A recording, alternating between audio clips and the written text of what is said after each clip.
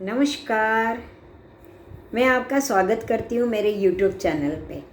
आज हम गुरु के बारे में बात करेंगे क्योंकि गुरु के बारे में बहुत सारी मिसअंडरस्टैंडिंग है। जैसे कि ऐसा माना जाता है कि गुरु शुभ ग्रह है, गुरु हमेशा अच्छाई करता है, गुरु डिवाइन है, गुरु नॉलेज है, गुरु ज्ञान है, गुरु विजडम है। यस, गुरु विजडम है, गुरु ज्ञान है, गुरु व्यवस्था को संभालने का कार्य करता है। गुरु की दृष्टियाँ बहुत अच्छी हैं। जहाँ जहाँ दृष्टि गुरु की पड़ती है वहाँ डिवाइन हेल्प मिलती है। ये सारी बातें सच है, लेकिन कहीं कहीं गुरु नुकसान भी पहुँचाता है। अब वो कैसे नुकसान पहुँचाता है, क्यों नुकसान पहुँचाता है, क्या कारण है गुरु इतना अच्छा शुभ ग्रह होते हुए भी गुरु से हमें नुकसान होता है, ये एक सवाल पैदा होता है दिल और दिमाग में। तो मेरा रिसर्च जो मैंने गुरु के ऊपर किया है वो मैं आपसे शेयर करना चाहती हूँ। जैसे गुरु जो है ना, ये बहुत बड़ा प्लैनेट है। ये जहाँ बैठता है वहाँ दबा देता है। पूरा जिस स्थान में बैठता है उस स्थान को वो दबा देता है। तो जैसे मान लो गुरु फर्स्ट हाउस में बैठा है, तो फर्स्ट हाउस में बैठ के क्या करेगा? वो फर्स्ट हाउस के फल को नहीं देगा। जहाँ बैठता है ना गुरु, वहाँ के फल नहीं देता। वहाँ से आपको कुछ भी प्राप्ति नहीं है। गुरु की जहाँ जहाँ दृष्टियाँ पड़ रही है वहाँ से आपको प्राप्ति है, वहाँ से आपको डिवाइन हेल्प मिल रही है। तो अगर फर्स्ट हाउस में बैठा है तो उसकी दृष्टि फिफ्थ हाउस में पड़ रही है, फोर्थ हाउस में पड़ रही है, सेवेंथ में पड़ रही है, नाइन्थ में पड़ रही है, तो वहाँ वो आपको मदद करेगा, हेल्प करेगा। वहाँ के एस्पेक्ट जो फिफ्थ हाउस से जो भी आपका लेना देना है वहाँ से आपको प्राप्ति है, उस चीज़ से आपको प्राप्ति है।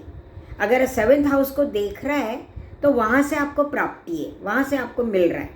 गुरु की दृष्टि सेवेंथ हाउस में पड़ी है, इसलिए वहाँ से आपको प्राप्ति है, वहाँ से आपको गेन है।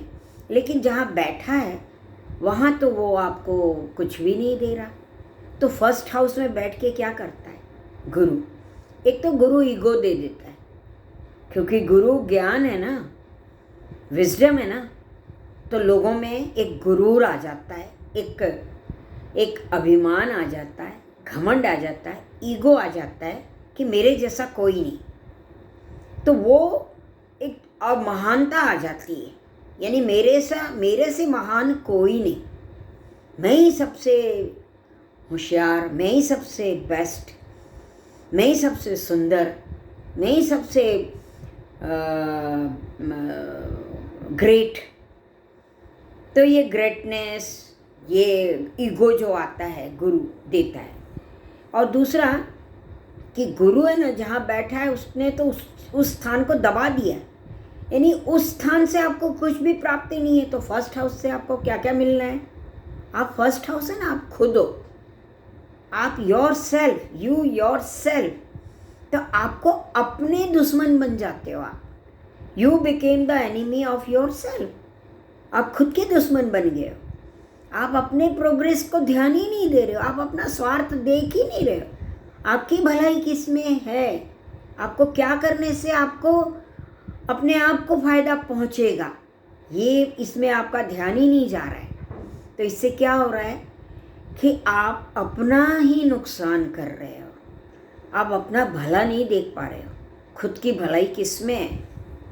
क्या करने से और क्या ना करने से आपको भला है, आपकी भलाई है, और क्या करने से आपको नुकसान होने वाला है, ये आपका ध्यान ही नहीं है।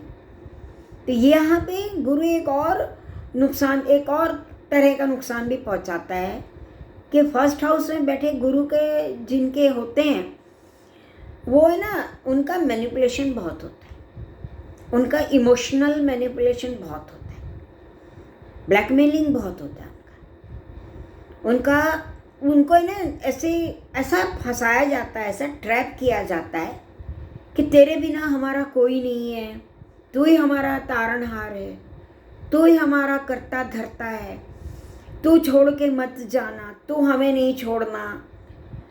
अब जैसे मान लो लड़की है, तो लड़की को उसके माँ बाप छोड़ेंगे ही नहीं, लड़की को अपने से जुदा करेंगे ही नहीं, होने नहीं देंगे लड़की को ये एहसास कराते रहेंगे कि तू तो हमारा सर्वस्व तू ही है, तेरे बिना हम जी नहीं सकते, हम मर जाएंगे तेरे बिना। ये अगर लड़का होगा तो लड़के की माँ बोलेगी तेरे बिना तो मेरा कोई गुजारा ही नहीं है, तेरे बिना मेरा कोई नहीं है, मैं तो मर जाऊंगी, मैं बर्बाद हो जाऊंगी। तो यहाँ क्या होता है कि लड़की जो होती है उसकी शादी में भी प्रॉब्लम आ जाता है, क्योंकि माँ बाप उसकी शादी नहीं करवाना चाहते, क्योंकि शादी करेगी तो वो चली जाएगी तो माँ बाप से दूर हो जाएगी। अब मान लो यहाँ ओनली चाइल्ड है, एक ही बच्चा है, लड़की उसकी ओनली चाइल्ड है। हालांकि माँ बाप के लिए लड़की का जो कन्यादान करना वो सबसे बड़ा पुण्य होता है, लड़की की शादी करवाना ये उनका फ़र्ज़ होता है, उनकी ड्यूटी होती। लेकिन यहाँ पे भी माँ बाप जो है ना अपनी लड़की का घर संसार बर्बाद कर देते हैं। और क्यों? इमोशनल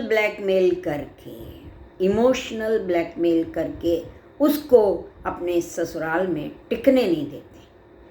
तो यहाँ एक है कि यहाँ पे जिस भी इंसान का, जिस भी व्यक्ति का, जो भी लड़की हो चाहे लड़का हो, जिसके लग्न में गुरु बैठा है, तो वो अपना भला सोच ही नहीं सकता, उसको अपनी भलाई दिखाई नहीं देती, वो अपना प्रोग्रेस, अपना उत्थान, अपना सक्सेस कहाँ है वो सोच ही नहीं पाता है। तो इससे क्या हो जाता है कि वो अपना भला अपना ही नुकसान कर देता है। तो सेम ये फर्स्ट हाउस की बात करी मैंने। मान लो 10th हाउस में गुरु बैठा है। अब 10th हाउस में भी एक तो गुरु इतना बड़ा प्लैनेट, इतना भारी ग्रह, जहाँ बैठता है वहाँ दबा देता है। तो 10th हाउस में गुरु बैठेगा। अब 10th हाउस क्या है? शनि का घर है, और शनि है ना चालाक है। शनि कर्म में मानता है, उसको कर्म ही उसका एक ये है।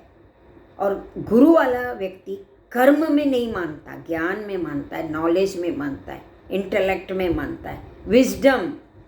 उसको तो ज्ञान इतना है कि वो हर कर्म को तोलता है, और ज्ञान के माध्यम से वो ये सोचता है कि ये कर्म करने से मेरे को क्या फल प्राप्ति होगा। क्योंकि वो शुभ ग्रह है ना, बृहस्पति है, वो देवों का गुरु है वो।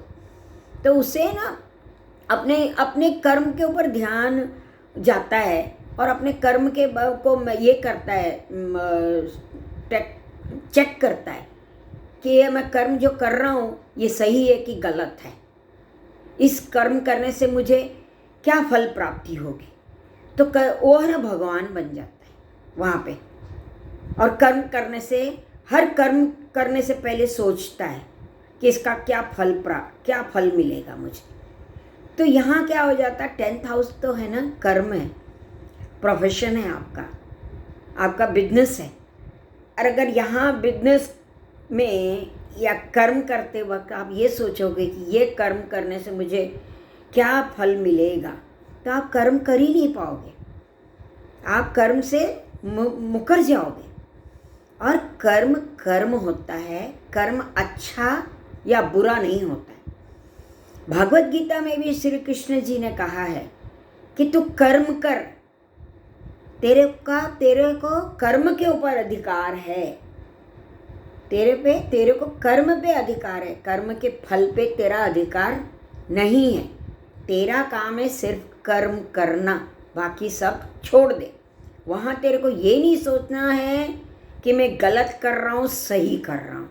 जैसे अर्जुन भी जब युद्ध के मैदान में बैठ के ये सोचने लगा कि मैं कर्म कर रहा हूँ, ये क्या कर रहा हूँ, मैं अपने ही खानदान को मार रहा हूँ, अपने बाप दादाओं को, अपने भीष्म पितामह का मार रहा हूँ, मैं अपने भाइयों को मार रहा हूँ, मैं अपने बड़े पापा को मार रहा हूँ। धृतराष्ट्र जो थे वो उनके बड़े पापा थे ना, ताऊ जी थे ना। तो मेरे चाचा, ताऊ, भाई, पितामह, इनके ऊपर हथियार उठा रहा हूँ। ये क्या अच्छा कर्म है? तो कृष्ण जी ने क्या कहा था कि तू कर्म कर, तेरे को ये सब सोचने की ज़रूरत नहीं है। और उन्होंने गीता का ज्ञान कुरुक्षेत्र में दिया, कर्म का।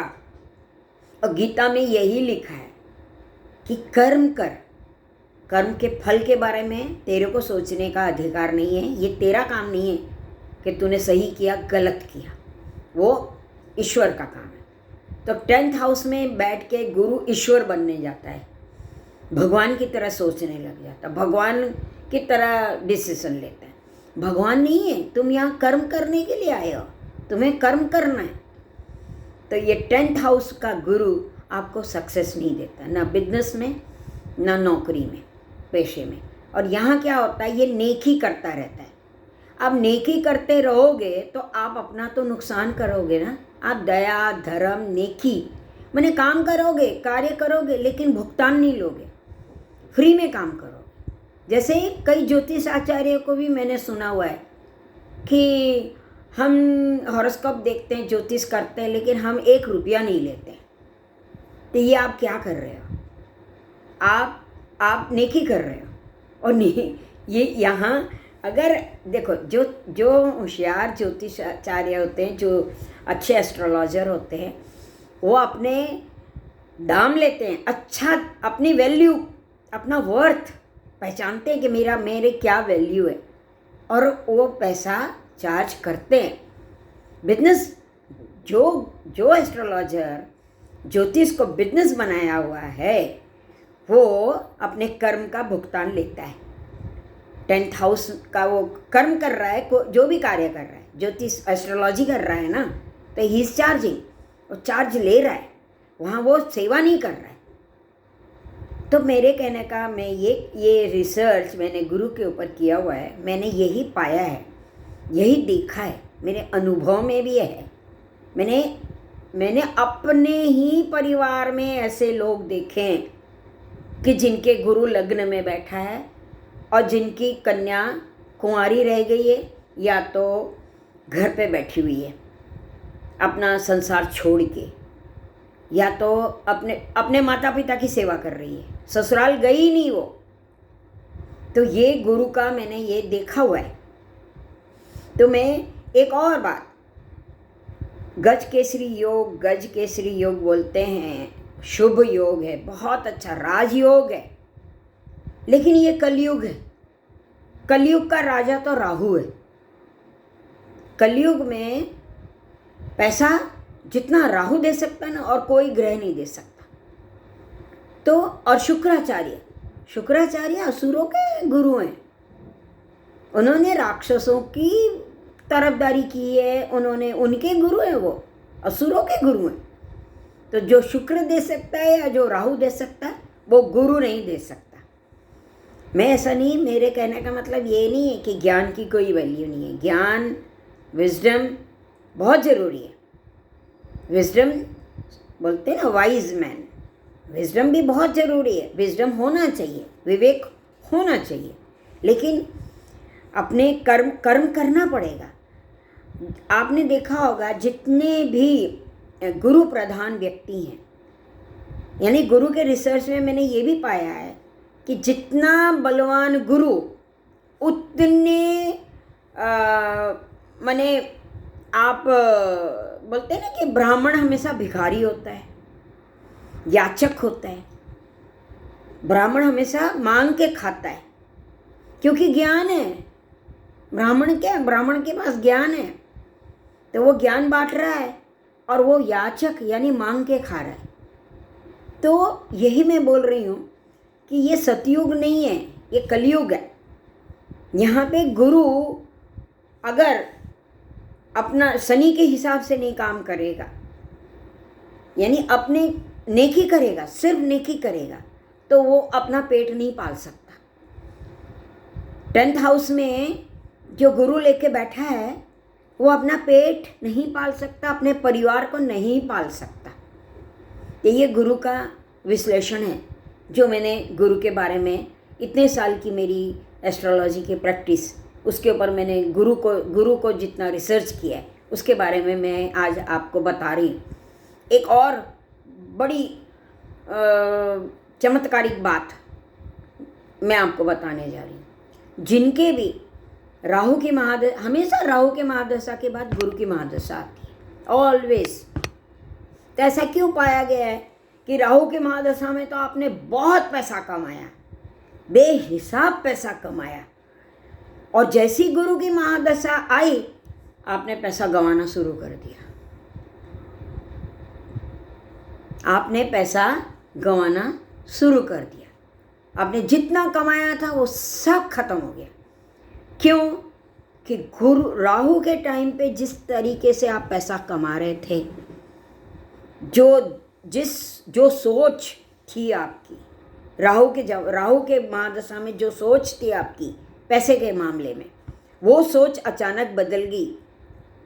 गुरु आते ही आपने अपने कर्मों को ध्यान देना शुरू कर दिया। अरे मैं ये करूँगा तो मेरे को पाप लगेगा, अरे मैं ये करूँगा तो मेरा अगला जन्म में मेरे को पता नहीं क्या भुगतना पड़ेगा। और आपने एकदम राहु के हिसाब से जो आप एकदम से आपने अपना चाल ढाल सारी बदल डाली, सारी चाल ढाल बदल डाली। तो ज्ञान से, विवेक से, विजडम से, जैसे बोला है ना कि ज्ञानी पुरुष जो होते हैं वो जो आज, वैसे मैं वही तो बता रही थी कि शनि के गुण अगर अपना लोगे, शनि चालाक है और 10th हाउस का स्वामी है। 10th हाउस में मकर राशि पड़ती है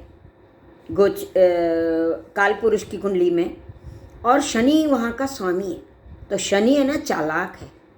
शनि वो नहीं है, शनि से काम मेहनत करना जानता है और मेहनत का पैसा उसको चाहिए। जितनी मेहनत उसने की है उतना पैसा उसे चाहिए ही चाहिए और वो लेके रहेगा शनि। लेकिन गुरु क्या करेगा? काम करेगा, पैसा नहीं लेगा। तो इसलिए 10th हाउस में गुरु आपको पैसा कमा के नहीं देता है। अगर गुरु आपके 10th हाउस में बैठा है तो आप भिखारी रहोगे, आप अपना पेट भी नहीं पाल सकोगे। परिवार की तो बात ही छोड़ दो, अपना पेट भी नहीं पाल सकोगे। तो ये गुरु के बारे में मैं बता रही हूँ आपको, है ना। और मैंने आपको ये भी बताया कि राहु की महादशा के बाद गुरु की महादशा आती है, और मैंने बहुत लोगों के चार्ट में ऐसा देखा है कि राहु के महादशा में तो वो एकदम टॉप मोस्ट ऊंचाइयों पे थे, पैसे का तो कोई कमी नहीं थी पैसे की, और गुरु की महादशा आते पैसे ही खत्म हो गया। क्योंकि काम का तरीका बदल दिया आपने, काम का तरीका आपने बदला, गुरु के हिसाब से आपने काम चालू कर दिया, इसलिए पैसे आना बंद। तो यही मैं कहना चाहती हूँ। आज का मेरा वीडियो गुरु के ऊपर था। अगर आपको मेरा कंटेंट अच्छा लगता है तो आप मेरे चैनल को सब्सक्राइब करिए, लाइक करिए, शेयर करिए, कमेंट करिए। तो यही इतना ही मैं आज बोल के अपनी वाणी को विराम देती हूँ। अगर आपको ये मेरे कंटेंट अच्छे लगे, गुरु के बारे में आपको क्या लगा, कैसा लगा, कितना आप इससे रिलेट कर पाए हो, तो ये आप कमेंट करिएगा। धन्यवाद।